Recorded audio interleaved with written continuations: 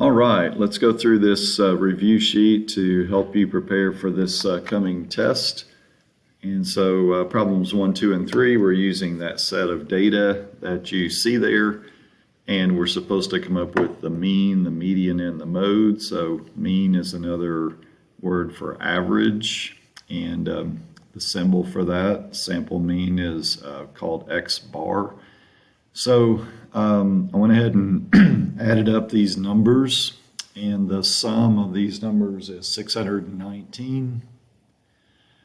And so to find the mean, we take that sum and we divide by the number of values in the data set, and there's 13 of those. So this is how I'm going to find the mean. Dividing by 13, and I got 47.62, rounding to the nearest hundredth. 47.62. Median is the middle number of the data set. So one technique that you could use to find the median is just start from both ends and work your way toward the middle.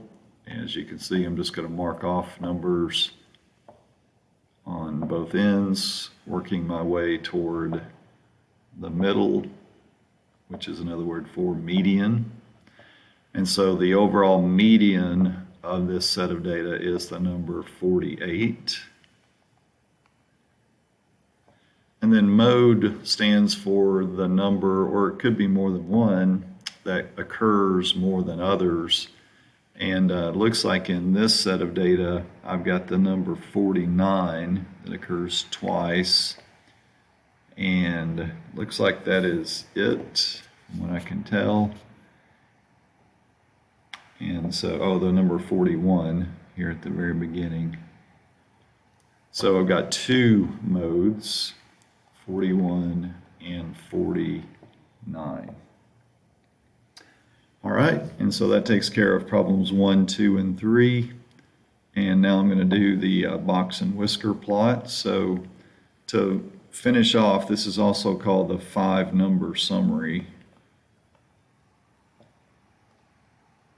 And I think it's helpful to understand this because the 5 numbers that we are highlighting on the box and whisker plot are the lowest value, which would be 41, the highest value, 54, Q2, which we've already found. When we found the overall median, we found Q2.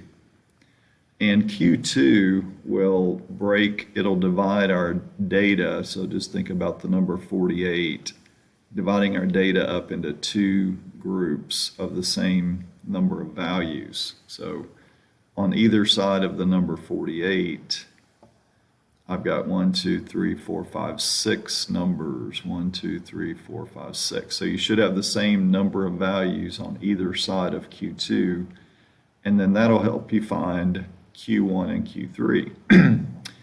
So to find Q1, it's going to be the median of the left group of 3. So that's going to be the number that's right there, which is 44.5. That's Q1. And then over here on the right group of 6 numbers, we find the median of this group, which would be 51. And that's called Q3. Okay, so find Q2. Identify where that is, and then let that number divide your overall set into 2 smaller groups of the same values in each group. So in this case, I've got 2 groups of 6. So Q1 is 44.5, and Q3 51, and Q2, of course, we found when we found the median.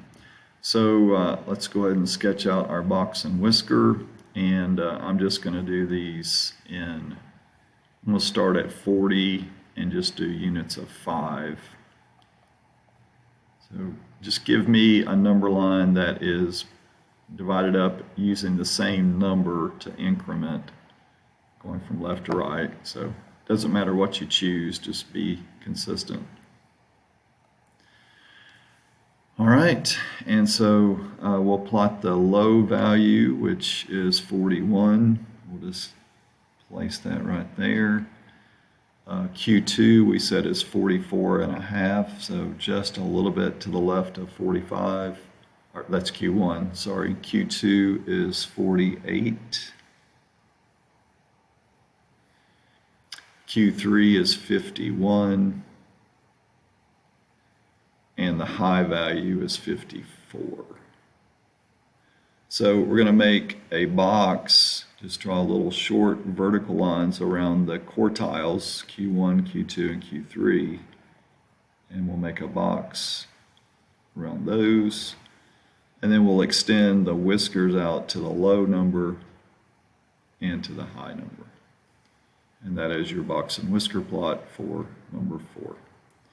And we've already pretty much found the interquartile range, or we know how to find it. That's interquartile range is Q3 minus Q1. We've already got those values, so we'll easily come up with that answer. The range is the overall highest number, which is 54, minus the lowest number. So range will be 54 minus 41, which is 13.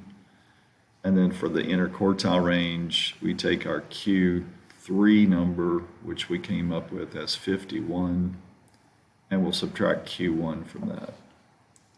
51 minus 44.5. So we just go to our calculator, and that is going to be 6.5.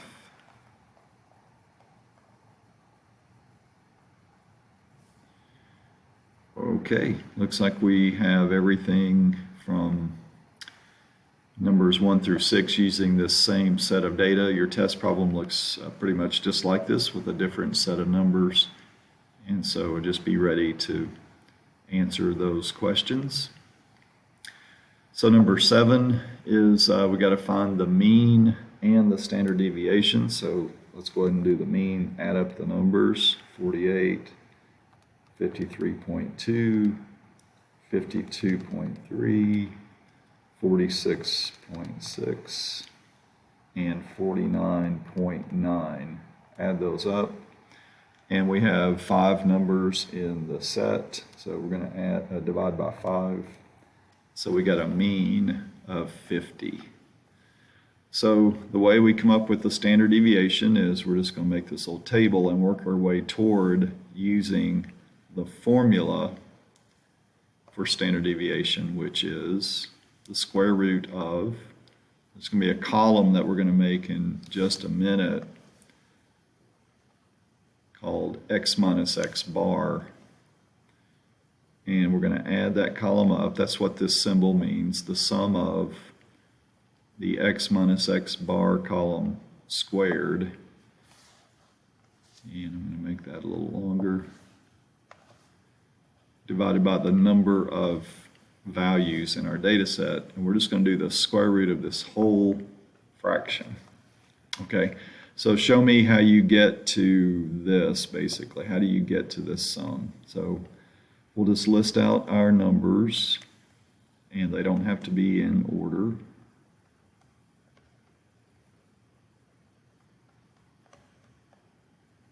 $49.9. And then beside that, we'll show our mean, which is 50, and you can just show that that's going to be repeated all the way down. And then this next column is subtracting the first number, 48, minus the mean. And we'll just write those results. All right, so 48 minus 50, of course, is negative 2. 53.2 minus 50 is 3.2. 52.3 minus 50 is 2.3. 46.6 minus 50 is negative 3.4. And 49.9 minus 50 is negative 0.1. All right, and then my next column is going to be squaring these numbers. So we'll call this x minus x bar squared. So This is going to be positive 4. 3.2 squared is 10.24. 2.3 squared is 5.29. Negative 3.4 squared is 11.56. And then 0.1 squared is 0.01. So this is the column. I didn't leave myself a lot of room, but this is the column that you need to add up. The rest of these you don't have to add. But as our formula says, this means the sum of that x minus x bar squared column. So let's add those numbers. 4 plus 10.24 plus 5.29 plus 11.56 plus 0.01. So the sum of that column is 31.1. And now let's find standard deviation. So standard deviation is going to be that sum, the square root of that sum, divided by the number of terms in our set, which is 5. So do that in your calculator, do the square root, and then in the parentheses under the square root, 31.1 divided by 5. And rounded to the nearest tenth, it's 2.49 and following, but rounded to the nearest tenth, we would say it's 2.5. And that's how you find the standard deviation. That's going to be the process. You'll show me the same process on your test with a different set of numbers. And now let's move to numbers 8 and 9. So the 20th percentile means I find out, first of all, how many numbers are in my set, and there's 15. Make sure of that. 11, 12, 13, 14, 15. So I take the 15 numbers in the set and I multiply by 20%. If I want to find the 20th percentile, 15 times 0.2 is 3. So that tells me I'm going to, since these are already in order, and they will be on your test, they have to be in order from lowest to highest. It's like a ranking. I want the first number I come to that is one better than the first 3 in the list, in the ranking. So this is the number. 174 is just to the right of the first 3. It's, in other words, you could think of it as better. If these were scores, this is the first score that's better than the first 3. So 174 is at the 20th percentile. And then for the 80th percentile, you just do 15 times 80%, 0.8, and that's 12. So you're going to mark the 13th number in the list. So going backwards, this is the 15th, this is the 14th. So this would be the 13th. So you're just going to find a number, multiplying the percentage, and then you just jump to the next in your list. All right, so this calculated to 3, so I'm going to mark the 4th. Okay, and so let's go and finish this off. This is the 80th. All right, number 10, a survey is conducted to determine how students will vote in their upcoming homecoming court. 300 students were surveyed. 68% said they will vote for C. What is the margin of error? So the margin of error formula is plus minus 1 over the square root of n. And n is, think of that as how many people total were surveyed. And in this case, we're told that 300 were surveyed. So the margin of error is going to be plus minus, don't forget plus minus, 1 divided by the square root of 300. And the decimal of that is 0.0577350. And you can always just round margin of error to the nearest percent. And again, if you need to change this to percent, you can just do times 100, that decimal. And it's 5.77, but to the nearest percent, we would say it's plus minus 6%. So you're going to be using the margin of error formula in various ways on your test. Here's another way to use it. What is the sample size for a margin of error? So it's the same formula, but this time we're going to try to find out what N is. N stands for sample size. We're going to be given the margin of error. And since we're looking for a number of people, that's what the sample size refers to, we don't really need to do anything with the plus minus. So margin of error is 2% as a decimal. And I'm going to solve this equation for N. So think of raising both sides of this equation to the -1 because I want to get N on the top of that fraction. Right now it's in the denominator, so if I just flip both sides, mathematically we just did this. Raising to the -1 just flips the number over. And now I'm going to get rid of this square root by squaring. So to get my answer, I'm just going to go to my calculator and key in parentheses, 1 divided by 0.02, close parentheses, and then raise that to the second power. And we get 2,500.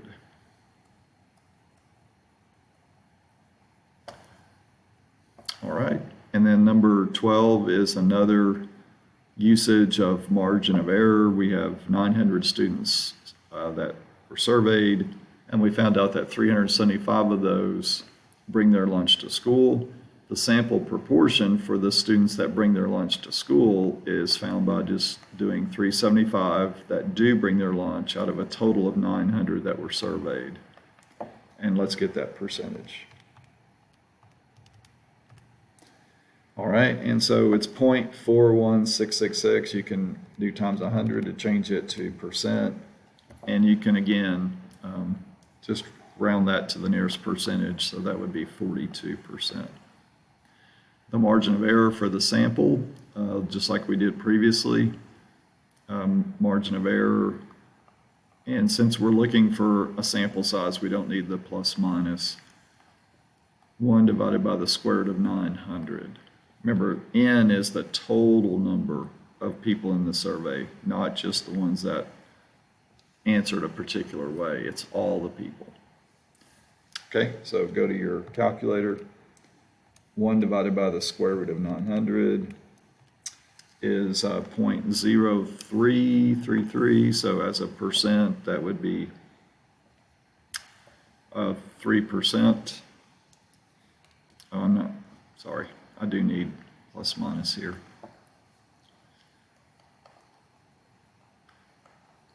Plus minus 3%. If you're looking for margin of error, you need to include plus minus. If you're looking for number of people, which is what we were doing up here in number 11, obviously we won't have a negative number of people, so you don't need the plus minus.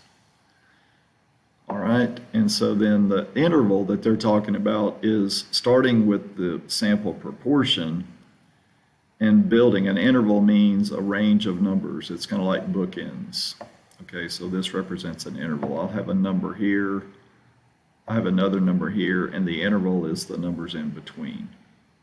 Okay, so to make that interval, to come up with these two bookend numbers, you just start with the sample proportion in the middle, and then use margin of error as a negative and a positive to make these two outside numbers. So subtract 3%, that'll give me the number to the left, and then add 3%, and that'll give me the number to the right. So that interval is going to be from 39% to 45%.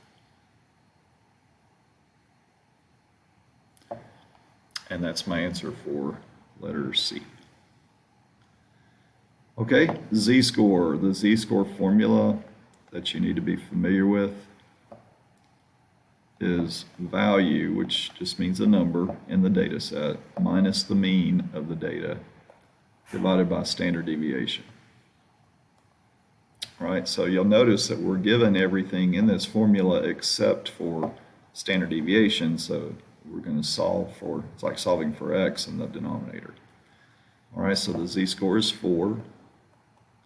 The value we're given is 55. The mean is 35. And since I don't know what standard deviation is, that's what I'm trying to find, I'm just going to put the variable x. So I'm really just solving for x, so I'm going to multiply by x on both sides. So I got 4x equals 55 minus 35 is 20. And these x's would just cancel out. And dividing by 4 on both sides, I got a standard deviation of 5. Okay, so 14, 15, and 16 involve the standard normal curve. We're told that the ages are normally distributed, so if you ever see those words, that means you're going to have to look at the standard normal curve. Okay, mean is 72, put that in the middle. Standard deviation is 10, so I'll add 10 going to the right. Subtract 10 going to the left. And I'm going to put the percentages, since it is a normal distribution, within one complete standard deviation of the mean, which would be right in here between those two dotted lines. This is a total of 68% of all the data. When I go out 2 standard deviations from the mean, there's another 27% altogether, 13.5% on either side. And then finally, 3 standard deviations would include the final 5%, 2.5% on either side. Okay, so that is our curve, and now we're going to use this one curve. You'll do the same thing on your test. Use this one curve to answer the questions that are given. So these are ages of runners who participated in this 10K. So we want to know how many runners are between the ages of 72 and 82. Well, according to our standard normal curve, that's 34% of the runners. But remember, we want to know how many of these runners, how many of the 400 are in this age group. So we're going to have to take 400 and multiply by 34%. And that gives us 136 runners. All right, and then number 15, how many of these 400 runners are less than 72 years old? So that's going to be all of these, which is really going to be 50%. If you add up these 3 percentages, that's 50% of the runners. So half of the runners, half of the 400 would mean 200.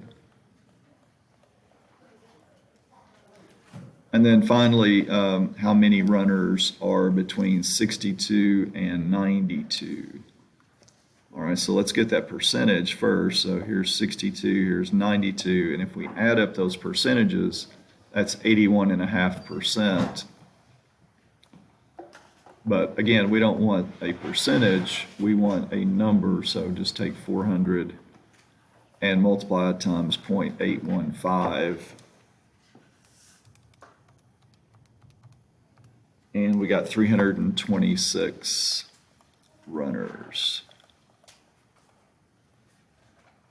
All right, and that takes care of problems 14 through. Okay, we're on problem number 17, and this is a probability problem. So we have this spinner that we're looking at, and we want to know the probability with one spin. What is the probability that we'll get a prime number or a number that is greater than or equal to 6? And notice the key word here is the word or. If you see or like this in a probability problem, that always refers to addition. That's going to be the operation. So let's first find the probability of landing on a prime number on the cube. So prime numbers start with 2. So 2, 3, 5, and 7 are all prime. So that's 4 out of 8. And then we're going to find the probability of landing on a number that's greater than or equal to 6. So that would be the three numbers 6, 7, and 8. 3 out of 8. And then this is considered to be not mutually, or this is considered to be not mutually exclusive, because there's at least one number that can be described in both of these ways. So it's like with one roll, I can have two things pop up. The number 7 is both prime and greater than or equal to 6. So since there's one number that can be described in both of these ways, I'm going to say the probability of both is 1 out of 8. So again, we start with addition. Here's the probability of prime. I add to that the probability of greater than or equal to 6. But then, since it's not mutually exclusive, I'm going to subtract off this likelihood that it could be both. And so when I do this simple math, I will have my answer. So 7/8 minus 1/8 is 6/8. And then it's always true that when you can, you want to reduce the fraction. So my final answer is 3/4. All right, here's another probability problem. Standard number cube is tossed. So with one toss, I want to know the likelihood of getting an even number or a number greater than or equal to 4. So there's the word or again. That means I'm going to be adding and potentially subtracting. If it's mutually exclusive, I don't subtract. That means there's no way for a number to be both of these. So let's think on the number cube, how many are even? Well, it's 2, 4, and 6. So 3 numbers out of 6 are even. And then let's find the numbers that are greater than or equal to 4. That's the numbers 4, 5, and 6. Okay, also 3 out of 6. And then the numbers that are both. Are there any numbers that are both even and greater than or equal to 4? Well, there's actually 2, because the numbers 4 and 6 qualify. So I take the even probability and the greater than or equal to 4 probability, but then I have to subtract the likelihood that there's 2 numbers that are both of those. So 6 out of 6 minus 2 out of 6 is 4 out of 6, which reduces to 2/3. Okay, number 19, another probability problem. So I've got one box that has 50 marbles of these two colors. And then I have another box that has 57 marbles of those two colors, white and black. So I'm choosing one marble from each box. So this is an example of being independent events, meaning one pick is not going to affect the probability likelihood of the other. They're completely independent of each other. So the key word here, if you notice, is I'm doing the probability of blue and black. If it were written using probability notation, it would look like this. So when you see the word and in probability, that always means to multiply. So I'm going to take the probability of blue, and I've got 30 blues out of a total of 50, which I could reduce down to 3/5. And then I'm going to take the probability of black from this other box, and there's 47 out of a total of 57. And like we said earlier, we're going to be multiplying those two probabilities together. So 3/5 times 47 over 57. I believe we can do some cross canceling, because 3 goes into itself and 3 goes into 57. So now I'm just going to multiply. So the numerator is 47 and the denominator should be 95. 19 times 5. and that cannot be simplified or reduced, so that ends up being my answer for number 19. And then here's another probability problem. There are 13 index cards in one box. I'm going to make a choice. I'm going to select, and then I'm not going to put that first choice back. So this is considered to be dependent events, but I still see the word and always refers to multiplication.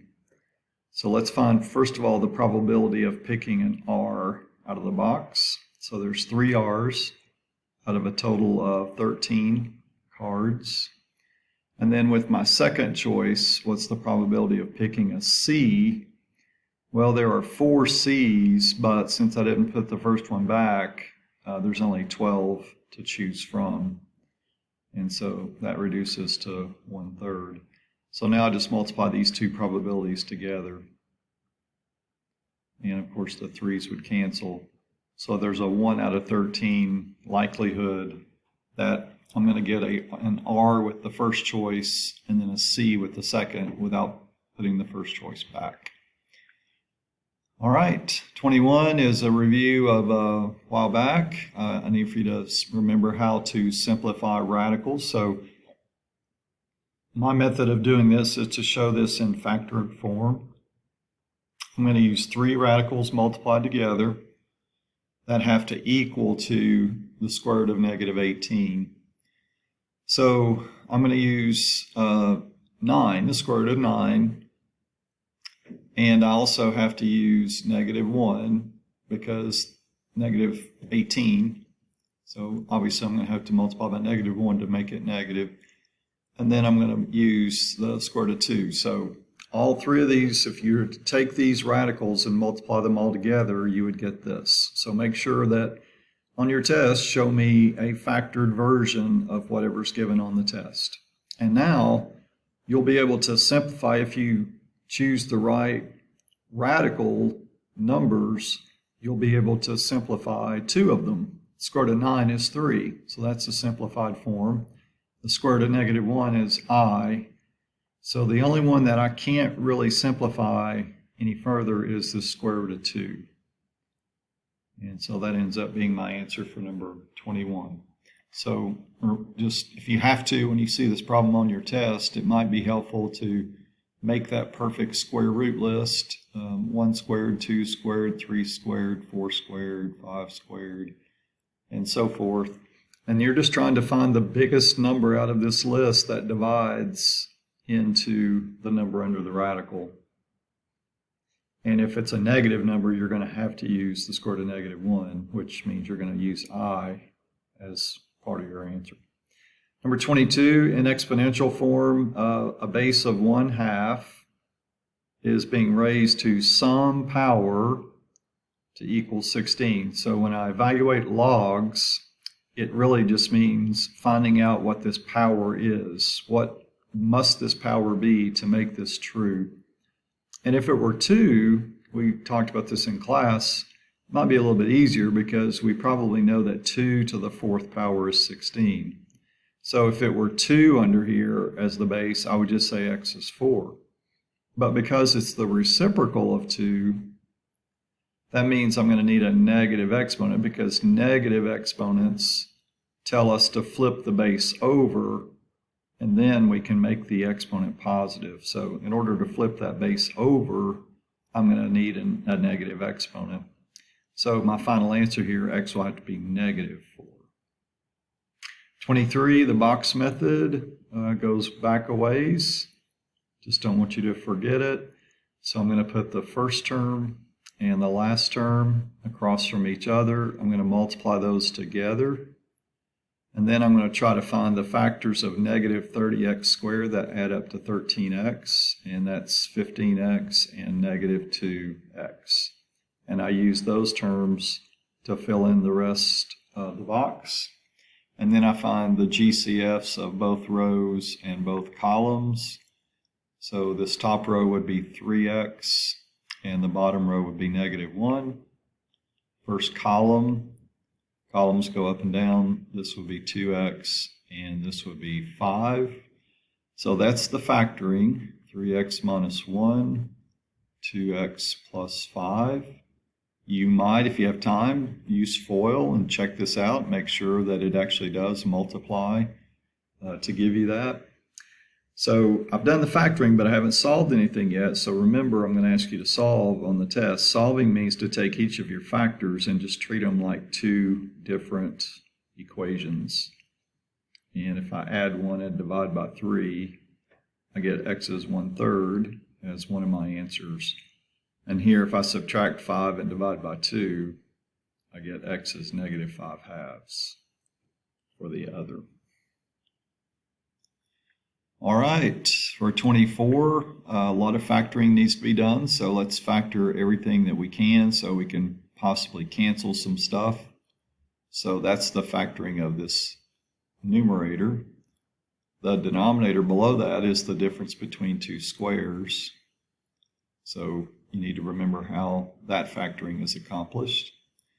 This numerator can't be factored. It's already prime. There's no GCF, but the denominator below that can be factored as -7 and +5.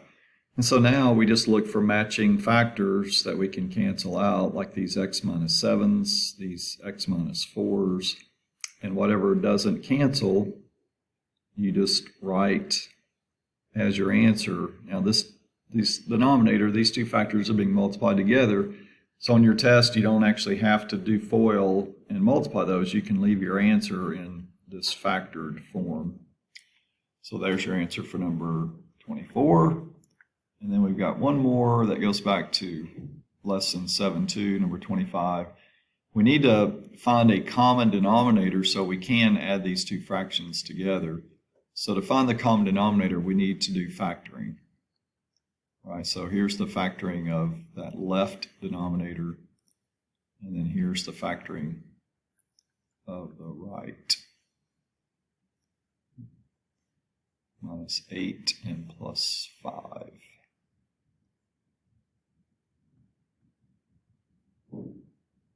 Okay, and now this helps me see what the LCD, lowest common denominator, is. And so since they already share a common factor, x minus 8, I just need one of those, and then I include the ones that are not common. Okay, so this is going to be the denominator for both of these fractions so that I can add them together. The numerator is found by basically compare. If you compare my denominator from the original problem in factored form to the LCD, notice that x plus 5 doesn't match. So whatever doesn't match, multiply times the numerator, and that becomes the numerator of this new fraction that we've created with the common denominator. Okay, same thing over here. On the right fraction, x plus 2 is kind of the oddball, so x plus 2 gets multiplied by 9. And now we can add these fractions together, making one fraction with our common denominator on the bottom. And we just combine like terms with these two numerators. So 8x plus 9x is 17x. 40 plus 18 is 58. I can't factor in the numerator. If I could, I would, because that may help me cancel. But as it is, factoring is not possible. So that ends up being my final answer. And so that's it. That is the last problem on this review sheet. So I hope you prepare well. And if you have any questions, let me know. And I will see you next time. 16.